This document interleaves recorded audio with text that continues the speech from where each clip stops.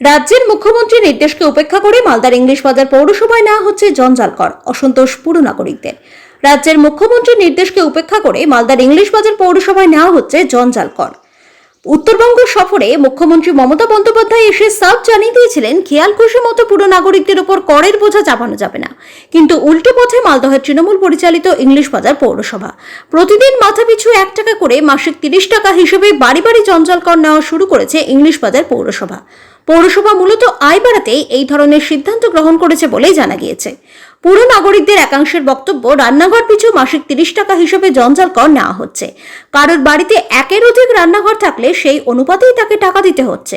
আর এ নিয়ে কিছু ক্ষেত্রে পুরো নাগরিকদের একাংশের মধ্যে অসন্তোষ তৈরি হয়েছে।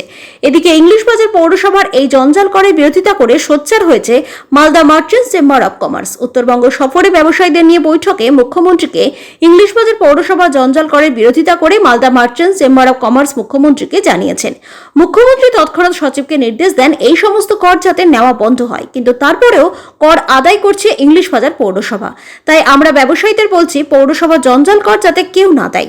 উল্লেখ্য, 21শে মে উত্তরবঙ্গ সফরে মুখ্যমন্ত্রী মমতা বন্দ্যোপাধ্যায় এসে সাফ জানিয়ে দিয়েছিলেন খেয়াল খুশি মতো পুরো নাগরিকদের ওপর করের বোঝা চাপানো যাবে না।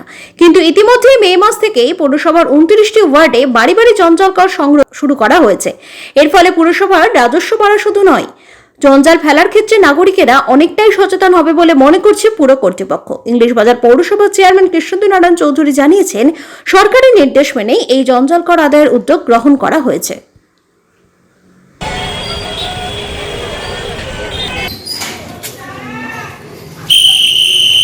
ঘাসগুলা বসে করবে কে রে? হ্যাঁ,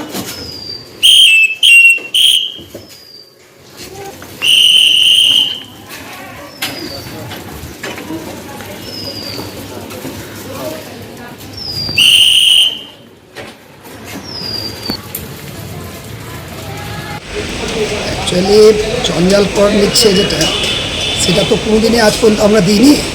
তো এখন দেখছি যে হঠাৎ করে মানে পৌরসভাতে একটা জঞ্জাল কর নেওয়া হচ্ছে।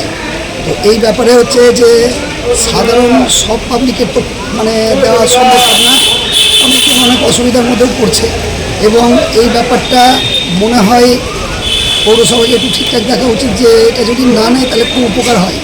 এবং এটা অ্যাকচুয়ালি দিতে গেলে কি হয়, প্রত্যেক মাসে একটা জঞ্জাল কর দেওয়া, এটা একটা মানে মানুষের সাধ্যের মধ্যেও একটা ব্যাপার আছে। এইসব ব্যাপারগুলোকে মানে ঠিক ভালো নজরে দেখা নাও যেতে পারে। পৌরসভা 1 বছর আগে মালদা মার্চেন্ট চেম্বারকে চিঠি পাঠিয়েছিলেন। সেন্ট্রাল গভর্নমেন্টের যে চিঠি আছে তাতে 1 টাকার কথা পৌরসভা যদিও এখানে বলেছে, কিন্তু সেন্ট্রাল গভর্নমেন্টের চিঠিতে তার 5 গুণ পরিমাণ টাকা ওর মধ্যে বৃদ্ধি করা আছে। তো যাই হোক, মাননীয় মুখ্যমন্ত্রী যখন উত্তরবঙ্গ সফরে এসেছিলেন গত সোমবারের দিন, সেখানে ব্যবসায়ী সংগঠন, উত্তরবঙ্গের সমস্ত ব্যবসায়ী সংগঠনগুলো এর বিরুদ্ধে প্রতিবাদ করেছে। যেমন পৌরসভার মিউটেশনের ব্যাপারে ব্যবসায়ীদের অভিযোগ হয়েছে, আমাদের ট্রেড লাইসেন্সকে হঠাৎ করে বৃদ্ধি করে দেওয়া হয়েছে কিছু কিছু ক্ষেত্রে, সেটাকে ব্যবসায়ী সংগঠনগুলো বিরোধিতা করেছে। এবং সবথেকে বড় বিরোধিতা হচ্ছে জঞ্জাল করের ব্যাপারে। যে জঞ্জাল করের একবার ট্যাক্স আমরা দিচ্ছি, পৌর নাগরিক হিসাবে একবার ট্যাক্স জমা করছি, আমরা জলের ট্যাক্স জমা করছি। মাননীয় মুখ্যমন্ত্রী সঙ্গে সঙ্গেই তার চিফ সেক্রেটারিকে নির্দেশ দিয়েছেন এই ধরনের করগুলো যেন বন্ধ করা হয়, তার জন্য মাননীয় মুখ্যমন্ত্রী নির্দেশ দিয়েছেন। কিন্তু ইংলিশ বাজার পৌরসভায় গত কয়েকদিন ধরে আমরা দেখতে পাচ্ছি কিছু মহিলা কর্মীদের পাঠানো হয়েছে, তারা বাড়ি বাড়ি গিয়ে টাকা তোলা হচ্ছে, আমার ব্যবসায়ীদের কাছে হচ্ছে। আমাদের ব্যবসায়ীদের সম্পূর্ণভাবে নির্দেশ দেওয়া আছে, যতক্ষণ পর্যন্ত চেম্বার অফ কমার্স এই ব্যাপারে কোনো নির্দেশ না দেবে ততক্ষণ কোনো ব্যবসায়ী এই পৌরসভার জঞ্জাল করের ট্যাক্স জমা করবে না। অতএব আমরা এই জঞ্জাল করের তীব্র বিরোধিতা করছি এবং প্রথম দিন থেকেই আমরা চিঠি দিয়ে মাননীয় চেয়ারম্যান, ইংলিশ বাজার পৌরসভার মাননীয় চেয়ারম্যান কৃষ্ণেন্দু নারায়ণ চৌধুরীকে আমরা এর বিরোধিতা করে চিঠি পাঠিয়েছি।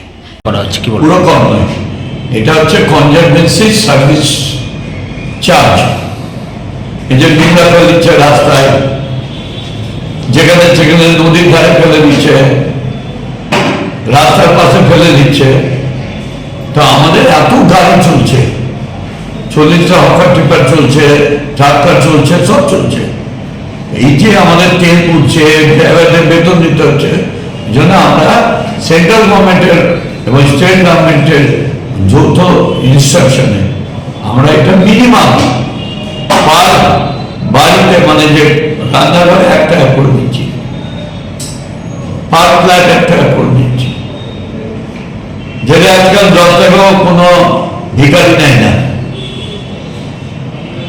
এবং এটা মহিলারাও তুলছে, যা তুলবে সেলফ হেল্প গ্রুপের মেয়েরা 50% তারা পেয়ে যাবে, 50% পৌরসভা এটা খরচা করবে।